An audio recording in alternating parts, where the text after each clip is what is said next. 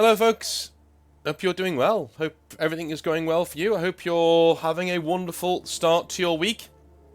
It is Tuesday, and I have to say first, aside from any prize draws that are happening this weekend, we are on our way this month to getting towards 15,000 subscribers, well at least the end of this year. That is my aim for the channel. By the end of the year, I want to be on or around 15k subscribers. If I can get there, then we are definitely going in the right direction. It's something that it is a goal that I had at the start of this year. We're halfway there. Well, we're over halfway there now, and we're kind of on track.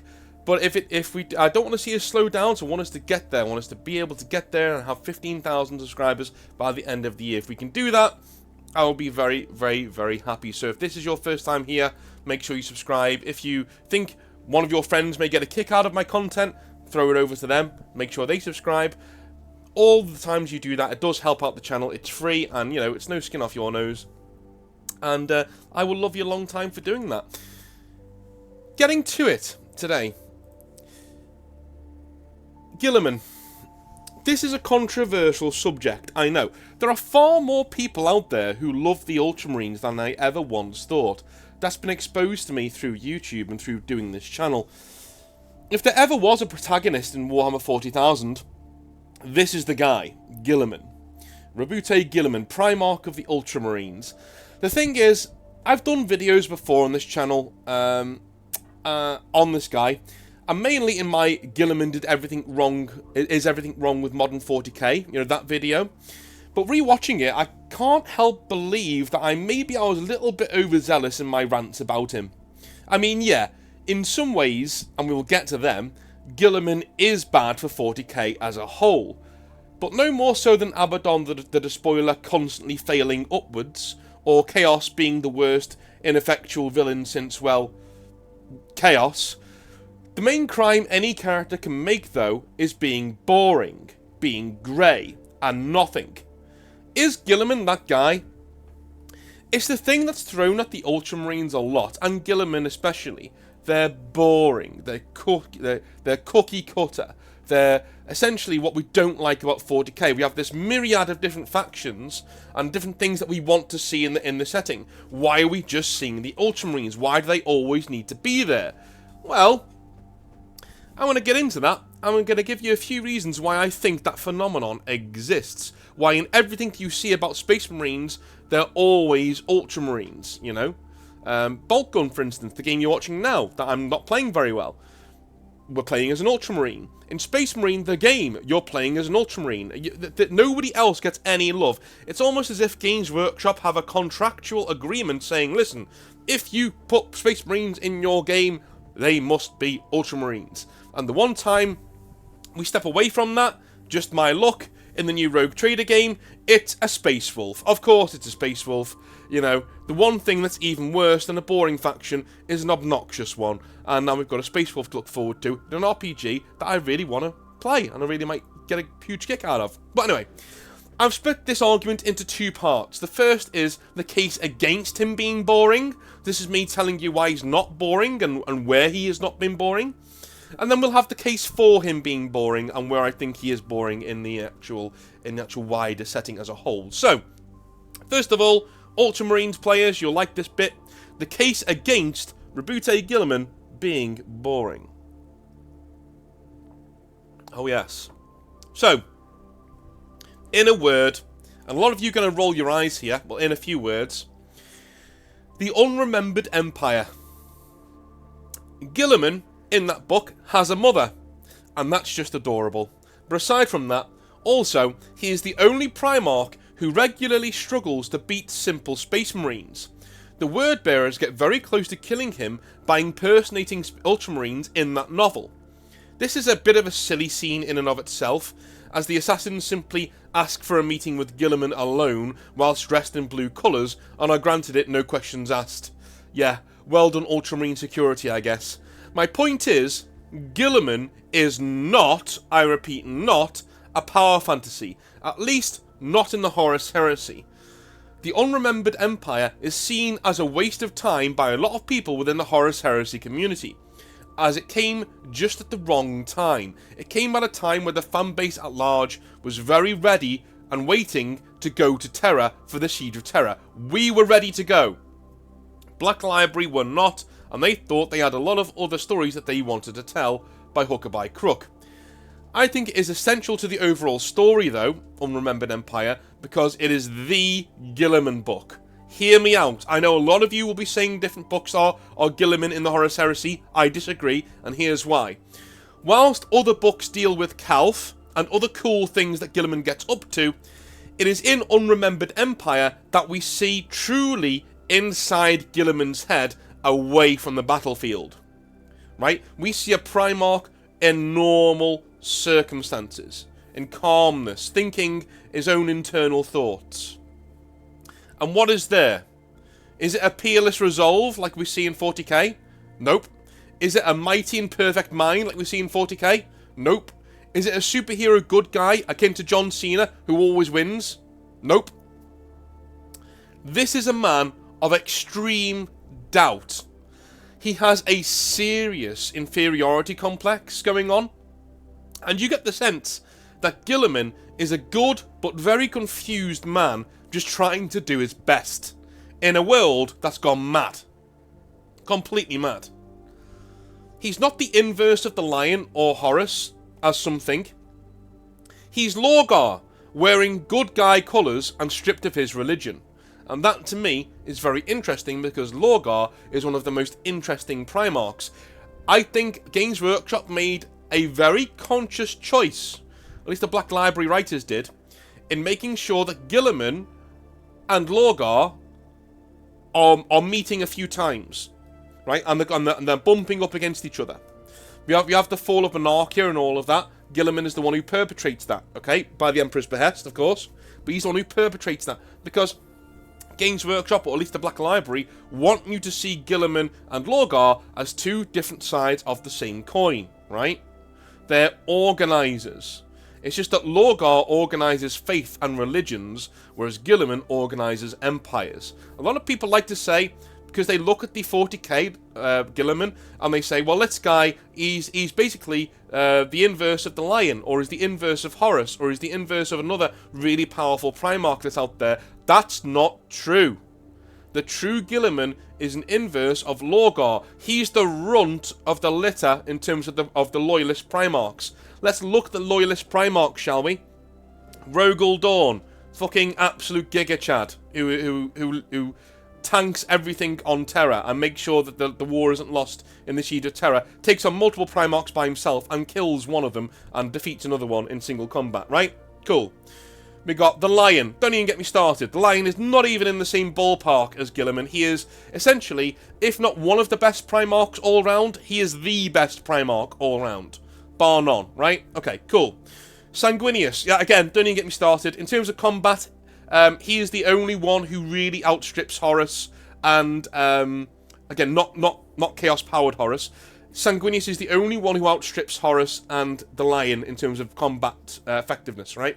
Not even mentioning Leman Russ. He's not even a big, he's up there, Leman Russ, but he's not in the upper top echelon tier of people. I don't care what people say, right? He makes too many mistakes to be up there and be the guy, right? He loses to... sorry, that's my missus. I've said I'm recording, so that's not to message, but here we go.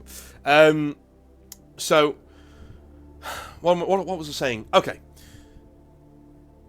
Leman Russ does fight the Lion, loses. He does lose. I'm sorry, it just is what it is. And so, yeah, he's not up there. We've done this video before, right?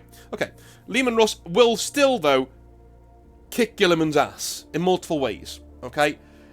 What I'm trying to get at here, Vulcan, again, would kick Guilliman's ass. Korax would kick Guilliman's ass. He is the runt of the litter in terms of sheer bombastic power levels and in sheer, here I am, here's me laying down the groundwork for a really cool badass thing that I'm about to do. He is the runt of the litter. The same thing goes for Lorgar. He is the runt of the litter in terms of the traitor Primarchs. But the thing is, just because you're the runt of the litter, that doesn't mean you're boring or uninteresting. Guilliman and Lorgar are two of the most interesting Primarchs in the Horus Heresy. Because Guilliman makes mistakes in the Horus Heresy. He's naive, and believes everything will work out for the best. Let's not forget, this is a Primarch in Guilliman who has built a galactic empire, and he's the only one of his brothers to do that. He's done it on his own, without the Emperor, and almost everything aside from his father Conor's assassination has gone without a hitch in his rise to power.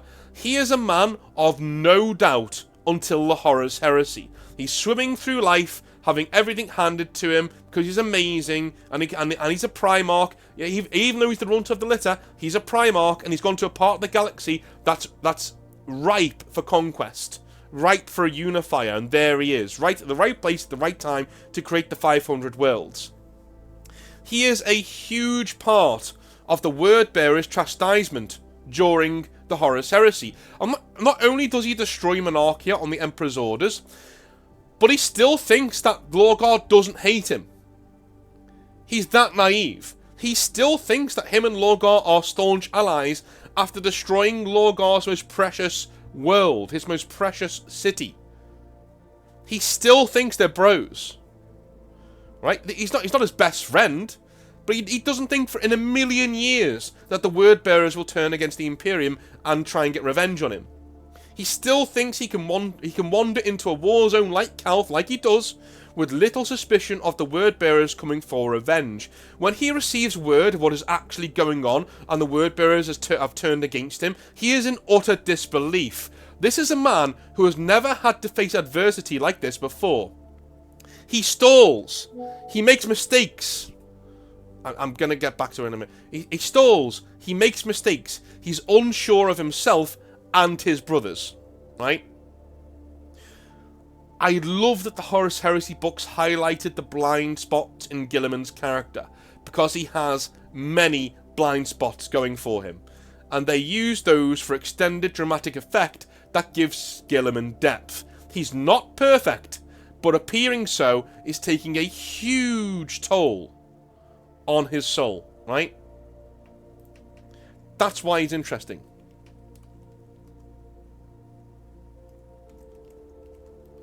Right, so let's jump into our second bit. Guilliman, in terms of being of the runt of the litter, is barely able to fight other Primarchs. Not just take them on, fight them. Angron, and this is going to be controversial, but Angron is not a great duelist. He's not. He's a battering ram. Weirdly, he's one of the easiest Primarchs to beat for any real warrior with a brain and minus the butcher's nails, right? The lion could decimate him. Almost any Primarch who is any good at fighting at all could be Angron, because Angron, with the butcher's nails, is a rabid animal. He's going in one direction, he's windmilling towards you, he's very easy to counter, he's very easy to step around and slap on the back of the head, right? Even Perturabo does it, and Perturabo is not a warrior. Perturabo beats Angron when Angron's a demon, for God's sake, right? Yeah, there are mitigating circumstances there, but he still beats him. He uses tactics, barely any tactics, to get around Angron and beat him. Angron, without the butcher's nails, would be a terror of a duelist, right? Because even if he takes a wound, he can heal it almost instantly. He is an absolute murder machine when he's not got the butcher's nails. In fact, it's a true irony of Angron's character that with the butcher's nails, his potential is now stunted. Because he's an animal. He just spills blood. He's not a duelist. He's not a fighter anymore. He's not a general anymore. He's just this animal. And Guilliman can't beat him, because even with Guilliman's tactical nous and skill, you see in the novel Betrayer that when Guilliman's taking on Angron, he can see all of the weaknesses in Angron's technique. He can see ways to get around his technique. He just doesn't have the skills to do it. And it's so frustrating to Guilliman. Guilliman knows if he had a quarter of the combat prowess of even a Lionel Johnson, he would have Angron on his back and bleeding profusely in 2 or 3 sword strokes. Job done. Because Guilliman's brain is wired that way. It's wired to get around problems like this, and he just can't do it. Guilliman can barely keep up with Angron. In fact, as I just said in Betrayer, it's quite clear he is outmatched by the Red Angel to the point that he comes to accept that his life may be over. He is turning blows aside and scoring a few nicks and bites here, sure, with his gladius, but he is no warrior. This is a man, as I said before, who was nearly killed by a few Space Marines, which is kind of like having a single Space Marine in 40k beaten up by 5 Imperial Guardsmen. The power differential should be that massive. But again, Black Library, he is on the side of Nuance and has Guilliman barely survive, and he needs his sons to get him the hell out of Dodge. He is not perfect. He is a middling Primarch in everything but organisation. An organisation doesn't win your duels against Master Swordsmen or even rabid dogs.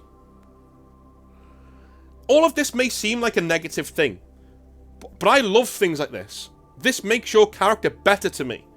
I'm more interested in your limitations than I am your strengths, because your limitations, 9 times out of 10, just like I said with magic, are much, much more interesting than your actual strengths as a character. You identify with somebody who is flawed. So what does he do? What does Guilliman do when the Horus heresy spreads and perhaps the Emperor's death is announced? What does he do, right? He does the only thing he can do with his skill set. He organises. He creates Imperium Secundus and goes to work. He gets the Lion and Sanguinius, the 2 best Primarchs on the loyal side, for all-around skill, if we're being honest. I'm going to say it, for all-around skill, in terms of tactics, in terms of being duelists, in terms of being generals, in terms of dealing with people. Okay, the Lion and Sanguinius aren't the best in all levels, right? But they're at least an 8 out of 10 in everything. And in some things, they're a 10 out of 10. Right? Whereas Rogel Dawn would be a 10 in defending sieges and being stoic and being like this, you know, ultra badass. But he'd be a 7 or even a 6 in other things, like duels, like, you know, handling other people politically and things like that, right? He's not that much of a skilled guy in that, you know? Anyway. But not only does he create the Imperium Secundus, he gets the 2 best Loyalist Primarchs, and he starts to organise the Imperium Secundus, but he organises them as well. That's how much of an organiser he is. After a bit of pushback and mistrust, he starts to organise the Lion and Sanguinius. Something that nobody should be able to do, but Guilliman pulls it off, because that's his strength. We're playing in his sandpit now, right? I love it when Primarchs lean into their natural talents to fit into the story. The main enjoyable part of the Siege of Terror books is the mental duel between Perturabo and Rogel Dawn, for instance, right? Not Dawn somehow beating Alfarius and Fulgrim in a duel. One act, as in him taking on a Perturabo in a mental duel, leans into Dawn's greatest skill and how interesting he is as a character. The others do not. They don't work, and they sort of make Rogel Dawn a bit boring, a bit of a, you know, Mary Sue, a bit of an all-round powerful guy, rather than just having his strengths and his weaknesses, right? That's why Guilliman, for me, works very well in the Horus heresy. So, on to the case for him being boring, and I think you may know where I'm going with this. The Guilliman of Warhammer 40,000 is not the same character as Robute Guilliman in the Horus heresy. I would go as far as saying they are 2 completely different people, and that can be said for a lot of Primarchs in this setting. One of the best things the Horus heresy books did was give us clear and defined characters of the Primarchs for the most part. Yes, sometimes they can act like they've got a bit of a tonal whiplash to them. That can be a bit of an issue, but oh my god, if you think the tonal whiplash in Horus heresy is bad, do not read any Primarch stuff in Warhammer 40,000. The Primarchs that have returned to Warhammer 40,000, and I include the traitors in this, are fucking unrecognisable. All nuance is stripped away. All conflict boiled down to help the meme idiots to reduce their characters to sludge to drive sales. They are soulless, they are aimless, they are there to aid the "there is only war" slogan and nothing else. Don't believe me? Here are a few examples off the top of my head. Magnus, in The Fury of Magnus, the book, the last time we see him in the Horus Heresy, is insanely regretful, wanting to be by the Emperor's side, but he simply cannot abandon his sons that he loves so much, like, at all. It's tragic, right? You really feel for the guy, and you know, given it half a chance, he'd be on the loyalist side. He would. Magnus in 40k, he loves chaos, mate. He hates the Emperor, couldn't give a shit about his sons, and acts like a Disney cartoon villain for Guilliman to punch in the face to look tough. That's literally Magnus in 40k. That's it. That is characterization. That's where we are. All the nuance boiled and stripped away so we can have this Disney villain with horn tits. Excellent. Remember the nuance of Guilliman's character in my Angron example earlier? Well, Warhammer 40,000 has no such nuance. In this, Guilliman is simply the symptom of a much larger issue with the lore. Mortarion, 2, I could go into. Don't even get me started on the Lion. The utter letdown of his return led me to redesign my entire custom channel Space Marine chapter. That's how lame the Lion's return was in Warhammer 40k, right? It's just everything stripped away. Everything stripped away to its most boiled down parts, and even then, that's often perverted just to get people somewhere so they can fight. That's 40k. It's there to sell your models. The thing with Horus Heresy is, a lot of the designers of Horus Heresy know what their audience is. They know their audience will buy the models regardless of what they write, and so they're allowed to write pretty cool lore. They're allowed to go into depth, and they're allowed to go into characters and their motivations and have things happen that are generally quite cool. We love the Horus Heresy for a reason. They know the models will be bought anyway. The Warhammer 40,000 studio, on the other hand, has no... They are driven by sales. They need you to buy shit and to keep buying copious amounts of shit. The nuance isn't allowed in 40k. Everything is on the back burner for sales. And Guilliman, and the Ultramarines to a larger extent, have been big victims of that process. Alright? The Ultramarines are used very cleverly in the Horus Heresy, but they are not in Warhammer 40,000. In 40k, they are the good boys, the tactical boys, the average boys. Guilliman is represented with almost no flaws at all. Why? Because there is no one else to hold the Imperium's banner until the Lion comes along several years later. Even with the return of the Lion, there seems to be no conflict between the two. There's no nuance. There's no, hey, just a second, why are you here? Why are you... The Lion should be back going, why the fuck are you empire building again, bitch? You're not the Emperor, let's go see Dad. Right? That's what the Lion should be doing. The Lion shouldn't be empire building. It's the one thing he's totally against. Only the Emperor should empire build, hence him being called the fucking Emperor. Okay, moving on.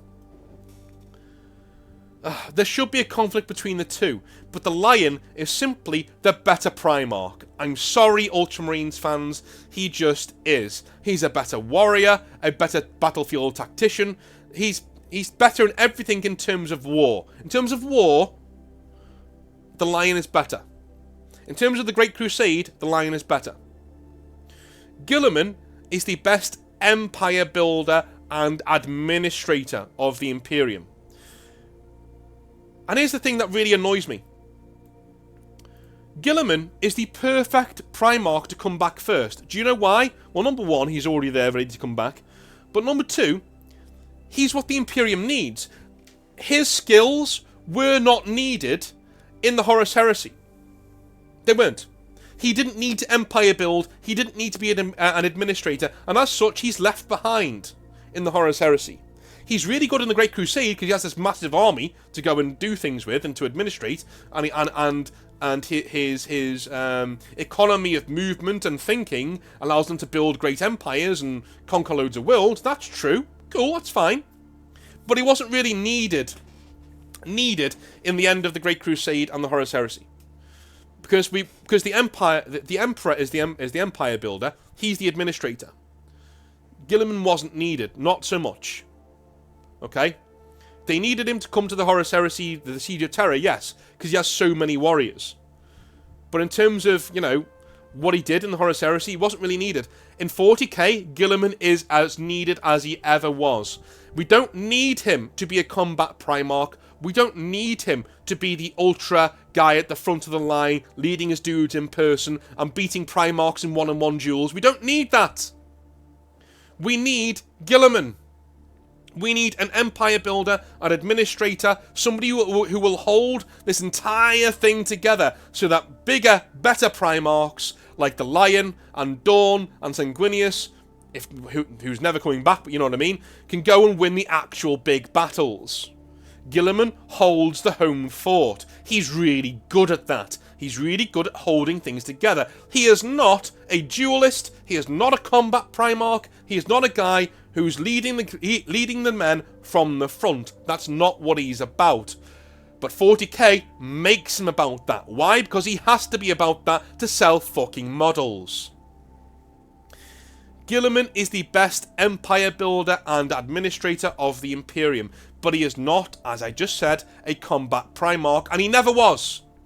He's always been Primarch level at those things, don't get me wrong. He should be able to beat normal Space Marines and things. He's always been a Primarch. He's hard as nails. But it's those things combined with his insane level of administrative nuance that allows him to field such vast armies. That's his strength. He's not the Lion. So why does he have all of the Lion's powers in Warhammer 40,000? He does. You know? He's great at fighting. He's great as a statesman. He's great as an exterminator of really big threats. He leads vast armies into battle all the time and wins. He fights bigger, badder Primarchs one-on-one and wins. Think about it. Think about it. In modern 40k, Guilliman is a peerless statesman, a peerless general, an amazing tactician, and even a fantastic warrior. This is a guy who is barely beaten by Mortarion, who is fully powered by Nurgle, for fuck's sake, and even then, he gets a boost from the Emperor to beat Mortarion clean. As in no mitigating circumstances. Now, you can say this was the Emperor all you want, but it was Guilliman getting the power up and swinging the sword. Essentially, Guilliman is boring because he has to be. He has to be everything at once, since there are no others who can take the mantle for a few years until the Lion's return. And because now we have Guilliman, the Lion pales in comparison. Because the Lion is just the Lion, right? He's really good at fighting, but the Lion's trying to be Guilliman now. They've swapped roles. This is so fucking stupid. Like, why does everybody have to be so fucking boring, dude? Stick to what you're good at. Have Guilliman come back and administrate the Imperium. Would that make for amazing books? No, but it doesn't have to. We can have this guy there the entire time, you know, leading a few troops here and there. That's cool, that's fine. But making sure when he is there, he is leading troops from the back. He is the guy sending troops and where to go, what to do, how to do it. He is the guy building the Imperium, on shoring up the defences, on making sure that even though the Great Rift has happened, the Imperium is stable and is actually thriving under his guidance. Why can't we have that? Why can't we have Guilliman ruling so well that people actually think he's the Emperor reincarnate? Why can't we have that? In doing this, the Ultramarines have also become insufferable to a lot of the community, to a lot of the fan base. They are constantly in your face. Everybody else is relegated to the sidelines as they literally save the day at every opportunity. Are the Blood Angels defending Baal against the tyrannid threat of High Fleet Leviathan? Well, we can't have that. Better send Guilliman in there with the Ultramarines, as we've not seen them in 4 whole fucking minutes now. How terrible, dude. It's awful. Overexposure and oversimplification are Guilliman's problems in Warhammer 40,000. He is not a boring character when we look at Guilliman for who he actually is and who he's actually supposed to be. He's a character who's supposed to have very good strengths and very cool drawbacks that are all very realistic and allow him to paint a picture in the vast tapestry of Warhammer that is quite clean. He is not a boring character, he is just made so by the overall nature of Warhammer 40,000 as a setting. He is not boring by design, nor are the Ultramarines. He's boring by necessity, and so are the Ultramarines. What do you guys think? Have I gone a bit too far? Have I gone mental? I don't know. This will be the last one I'm doing on Guilliman for a while. I wanted to do one to just really tie together all of my Guilliman videos, because I did one right back in the day, right when this channel started to get some traction in early 2021, on, you know, why I thought the Ultramarines were boring. It was a pretty much, you know, a spit take, you know, I just talked off the top of my head. And then I did one earlier this year about how Guilliman is, or maybe at the end of last year, about how Guilliman is everything wrong with modern 40k. And now I hope this video pulls all those things together into a more nuanced video with a written script, so you get my opinions on Guilliman. I don't think he's boring, right? I think he's made boring. And that's a real shame. What do you guys think? Let me know in the comment section down below. I'll speak to you tomorrow for some more hobby nightmares. There's another good one tomorrow. Trust me. It's going to be awesome. I'll see you then. Love you all. Bye now. See ya.